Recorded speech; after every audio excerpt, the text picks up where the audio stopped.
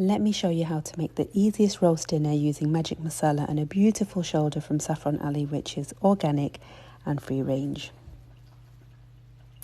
To start with, you're going to take 2 tablespoons of oil, the juice of 2 lemons, Magic Masala,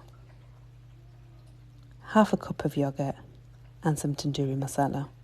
Massage this into the meat really well. Put some cuts into the meat so that all that masala can get right in, and then marinate this overnight. Look how beautiful this looks. The colour is stunning. It smells amazing.